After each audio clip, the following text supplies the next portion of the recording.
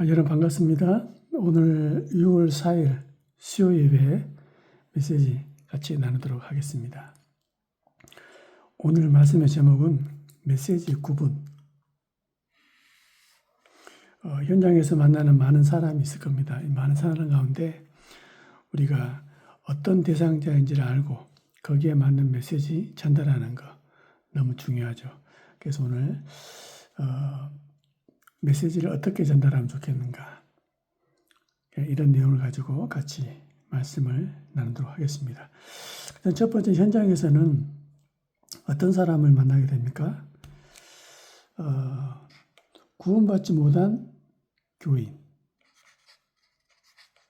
구원받지 못한 교인을 만날 수 있고, 또 불신자를 만날 수 있습니다. 어떻게 해야 되겠습니까? 당연히 우리가 복음을 전해야 되겠죠. 특별히 이제 교인을 만날 수 있거든요. 이 교인이라 하면 신앙생활도 하고 또 나름대로 성경도 알고 대부분 이런 사람들입니다. 그런데 뭔가 잘 되어지지 않고 신앙생활도 뭐가 잘 안 되고 열심히 하긴 하는데 응답도 없고 변화도 없고 계속 이제 수고하고 무거운 짐을 계속 하고 있는 거죠. 예수님 말씀하시길 수고하고 무거운 짐진 자들아 다 내게로 오라. 내가 너희를 쉬게 하리라. 라고 할 정도로 굉장히 힘든 삶을 살아갑니다.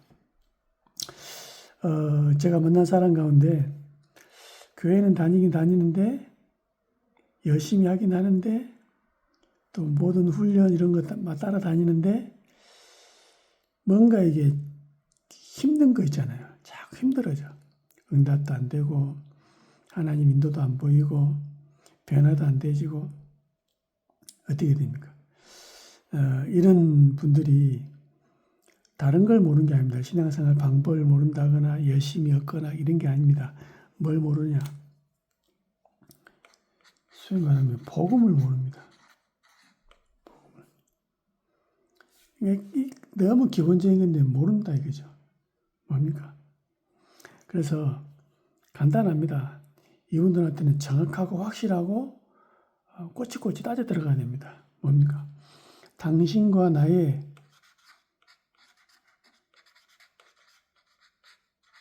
모든 사람의 근본 문제가 뭐냐? 그렇겠죠. 물어봐야 됩니다. 당신의 근본 문제는 뭐냐? 그러면 뭐 가정 문제, 남편 문제, 자녀 문제 이렇게 말할 겁니다. 성경에서는 뭐라 하더냐? 성경에서는. 그럼 당연히 창세기 3장은 얘기해야 됩니다. 하나님 떠난 문제. 그렇겠죠. 하나님 떠난 문제. 또 뭐요? 죄 문제, 원죄죠. 또 귀신 문제. 이것이 자기의 근본 문제, 모든 사람의 근본 문제, 성경에서 보는 근본 문제라고 듣긴 들었는데 가슴에 와닿지 않습니다. 그러면 당신이 알고 있는 그리스도란 뜻이 뭐냐? 많이 들어봤잖아. 예수 그리스도, 예수 그리스도. 뜻이 뭐냐? 그렇겠죠. 기름 부음을 받은 자. 그냥 구약에는 선지자, 제사장, 왕에게만 기름을 부었습니다. 그러니까 세 가지를 동시에 하는 그 직책을 그리스도라고 한다. 구체적으로 뭐냐? 하나님 만나는 길, 죄 문제 해결, 또 뭐요? 귀신 문제 해결,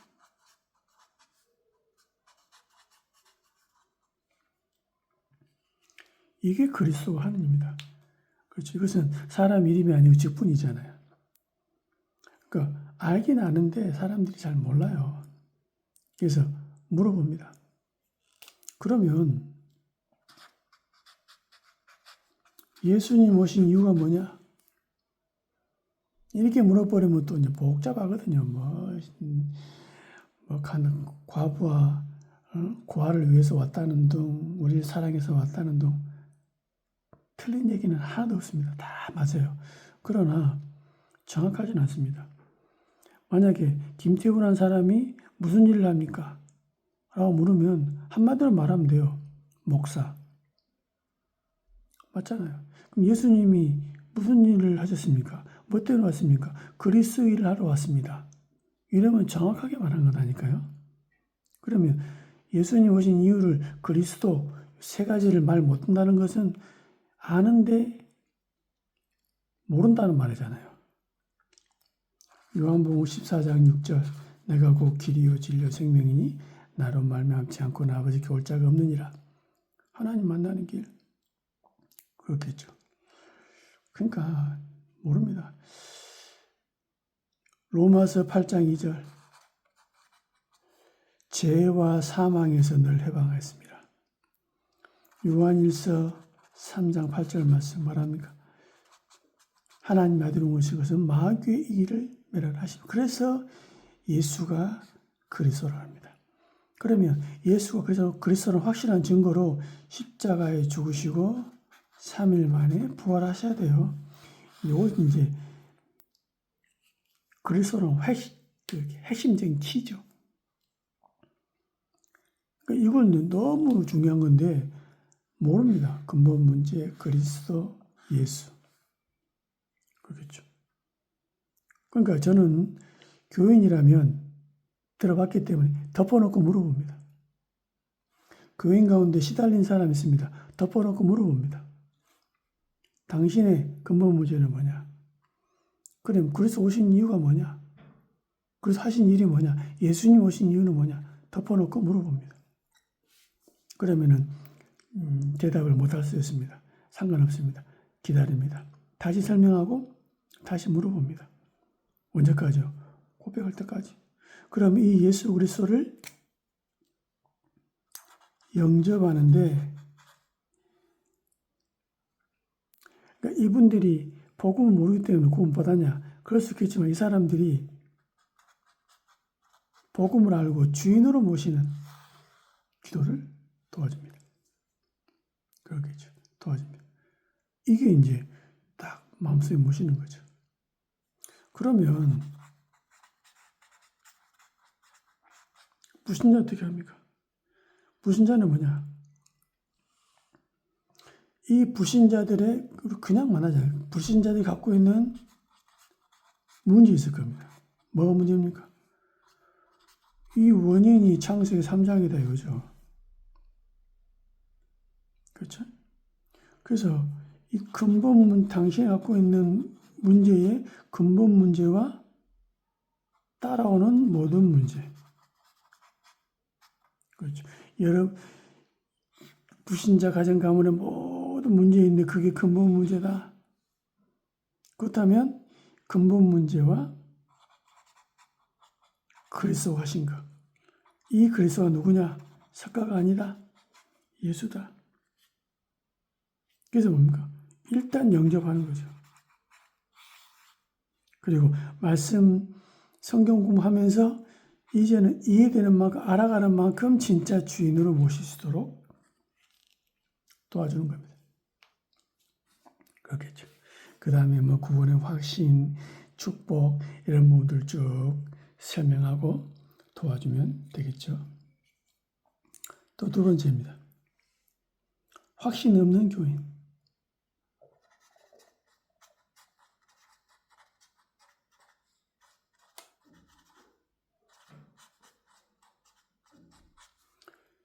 교회 다니는데 확신 없습니다. 그렇겠죠. 내가 구원받은지 안 받은지 모릅니다. 그러니까 교회 잘 나오면은 너 구원받은 사람 같고 교회 안 나오면 구원받지 않는 사람 같고 헷갈리는 거죠, 한마디로. 그렇죠. 좀 이렇게 나쁜 짓 하게 되면 당연히 지옥 갈 것 같고 이렇습니다. 뭘 모른단 말입니까? 그 복음을 모른다보다는 거기에 대해 확신 없습니다. 가장 먼저 이해할 게 뭐냐면 원죄에 대해서 이해해요. 원죄. 원죄란 말은 뭐냐? 하나님과 인간의 언약적 문제거든요. 그러니까 아담과 하와에게 따먹지 말라는 선악과를 따먹었잖아요. 행위적인 문제가 아닙니다. 언약적 문제입니다. 행동을 잘하면, 행동을 나쁘게 하면 그런 게 아니고 언약적 문제.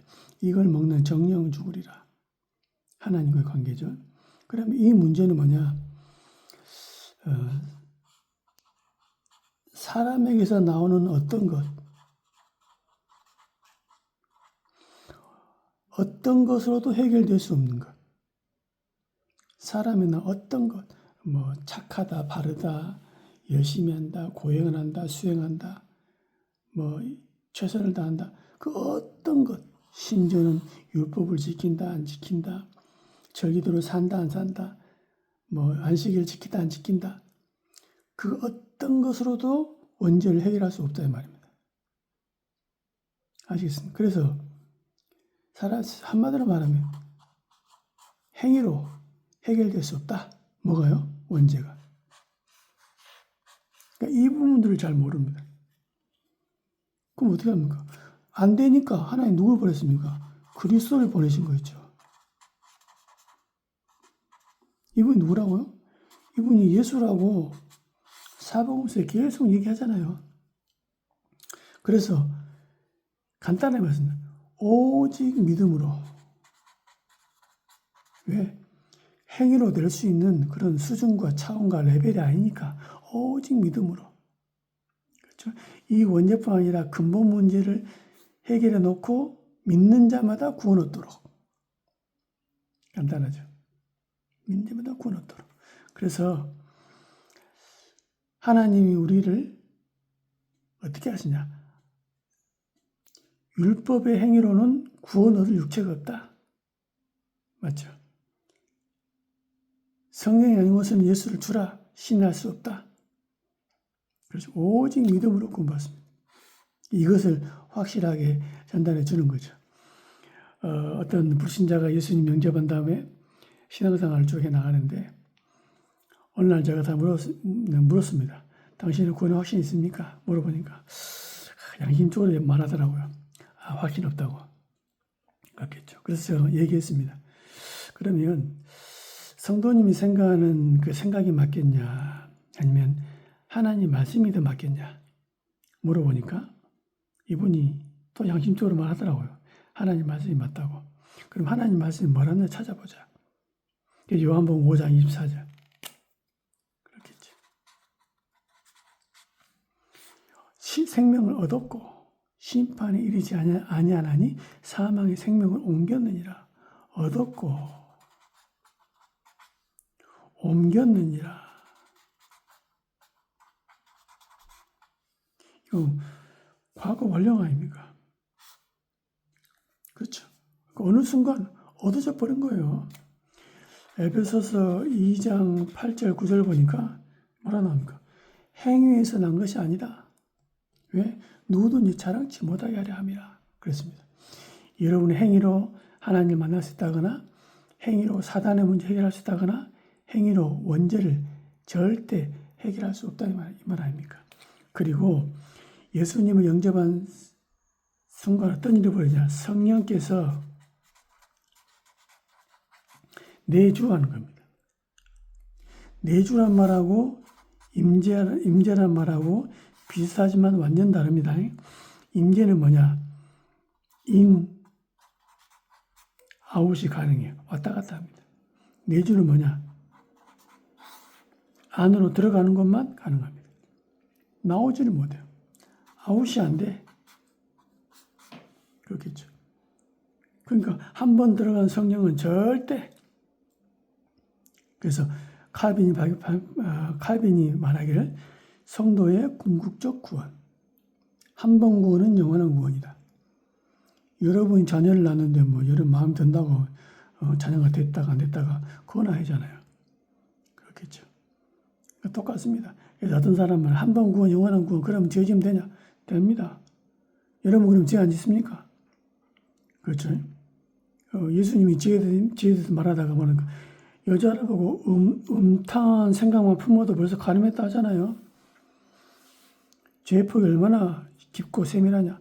형제를 미움만 해도 살인했다 하잖아요. 그럼 우린 날마다 간음하고 날마다 살인하고 그럼 구원 받겠습니까? 그러니까 행위하고 상관없다니까 행위하고. 그럼 행위를 못 살아야 됩니까? 성령께서 근심하십니다. 성령께서 우리를 마음대로 못하도록 계속 갈등을 주는 거 있죠. 성령께서 우리를 의의 길로 인도하십니다. 그래서 우리가 말씀 따라가는 거죠. 확실하게 전달해야 됩니다. 세 번째는 뭐냐?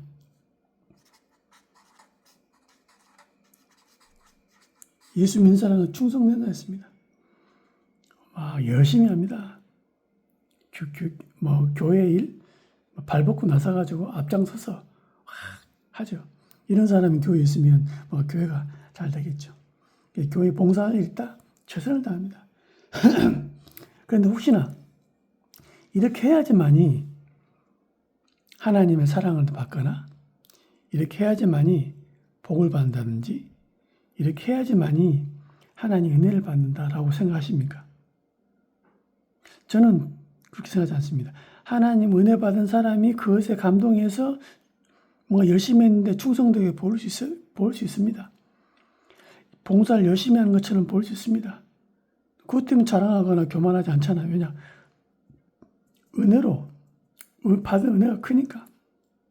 그러니까 교회 일하다가 힘들다. 자기 열심히 해서 그래요. 제가 대학생 때 찬양팀을 했습니다. 찬양팀 하기 좀 일찍 가야 되거든요. 연습하다 보면 좀 늦게 옵니다. 가면 제가 늦게 들어갔기 때문에 선을 깔고 마이크 세팅하고 다 했습니다.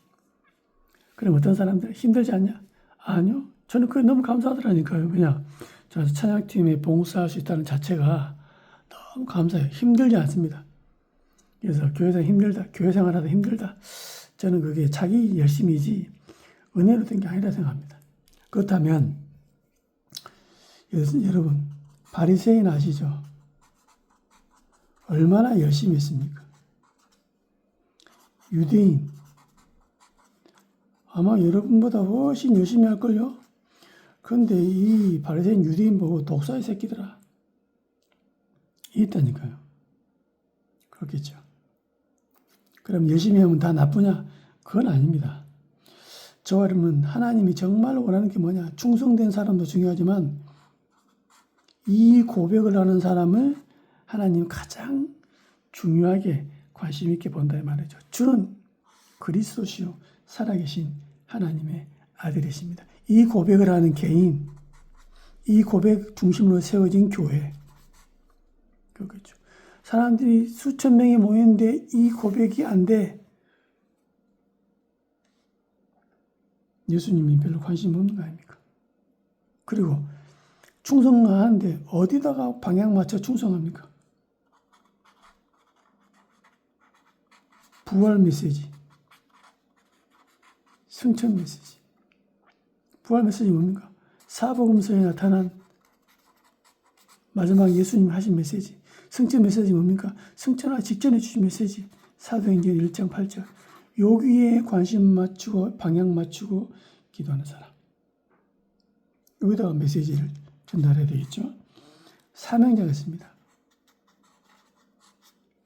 사명자. 뭔가 사명이 있어요. 복음의 열정이 있고 복음 전하고 싶고 그렇겠죠. 그러니까 이런 중요한 사명자들이 얼마나 만나기 힘듭니까?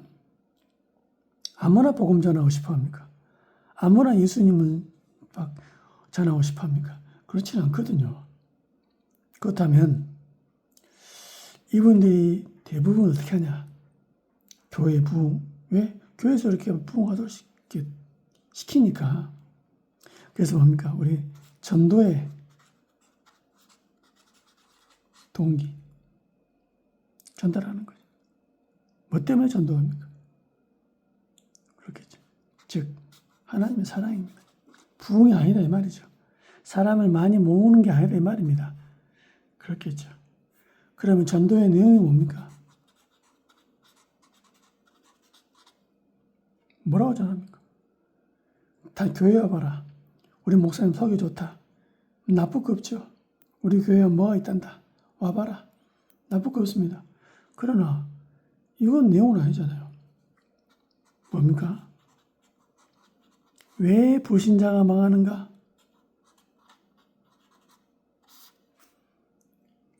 현장에서 올바른 제대로 된 복음 전에서 영접하는 거죠. 그렇습니다. 그래서 교회 대꾸로 끝나는 게 아니고 현장에서 나의 삶에서 뭡니까? 한 사람. 그렇죠? 교회에 와가지고 메시지 듣는 거 잠깐입니다. 한 사람입니다. 어디에서요? 현장에서. 이걸 보면 뭐랍니까? 다락방을. 이 다락방을 통해 또 다른 사람을 연결하는 거죠. 확산입니다. 그러니까 사명자에게 눈을 열어주는 거죠. 실제로 내가 다락방 현장에 데리고 가는 겁니다. 그리고 실제로 영접하는 것 도와주는 거죠. 사명자가 제대로 복음 깨닫고 복음 누리고 복음을 전할 수 있는 이 상태를 만들어주는 게 저와 여러분이 해야 될 일입니다. 그렇습니다. 메시지를 구분해서 현장의 사람들 실제로 도와줄 수 있는 중요한 축복이 저와 여러분에게 있기를 예수 이름으로 정말 축원드립니다. 제가 잠깐 기도 한번 하겠습니다. 하나님 감사합니다. 정말로 우리에게 사람 살 수 있는 메시지 주시고 사람 살 수 있는 눈을 열어주신 아버지 하나님께 참으로 감사합니다. 오늘도 현장에 답을 몰라 죽어있는 그들을 살리는 참된 전도 제자의 여정 속에 있도록 주님 축복하여 주옵소서. 우리의 걸음의 성령 인도 속에서 복음이 꼭 필요한 사람에게 올바른 복음을 전하는 전도 제자의 시간표 속에 있도록 축복하여 주옵소서. 지금도 살아계시는 예수님의 이름으로 기도하옵나이다. 아멘.